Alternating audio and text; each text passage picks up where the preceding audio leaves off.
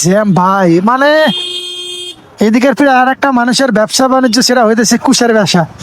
এই কুশের বিক্রি করতেছে, গরমের দিনে কুশের খাইতেছে।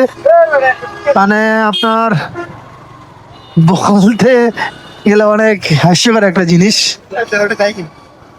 এই আচ্ছা, মানে বাইরে আর কোনো অপশন নাই, আমাদেরকে রং সাইডে যাইতে হবে হয়তোবা। তাছাড়া পসিবল না যে আপনার এখান থেকে গোবিন্দগঞ্জ যেতে আপনার অলরেডি তাও রাত লেগে যাবে। আচ্ছা, এখান দিয়ে ঢুকে দেই।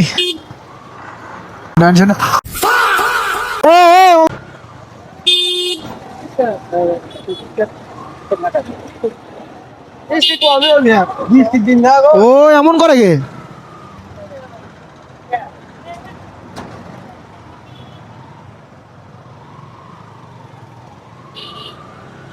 মোটর সাইকেল কিন্তু ওইভাবে সমস্যা হয় না, কারণ মোটর সাইকেলে যে আপনার অল্প একটু যদি ফাঁকা থাকে আপনি যাইতে পারবেন। কিন্তু আপনার একটা জিনিস খেয়াল করে রাখবেন, এগুলো গাড়ি কিন্তু আপনার যাইতে অনেক খারাপ হয়ে যায়।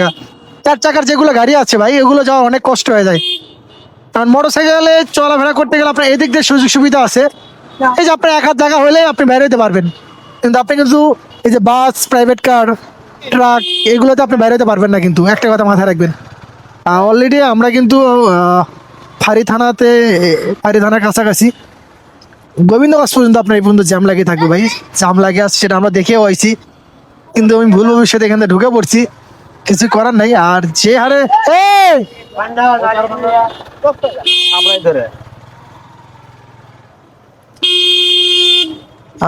এন্ডে ঢুকতে পারে তো, তাছাড়া উপায় নেই।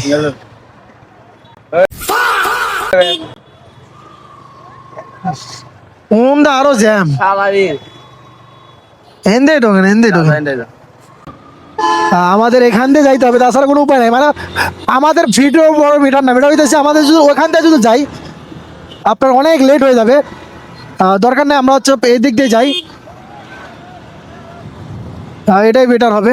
তারপরে দেখেন কত জ্যাম, বাপ রে বাপ।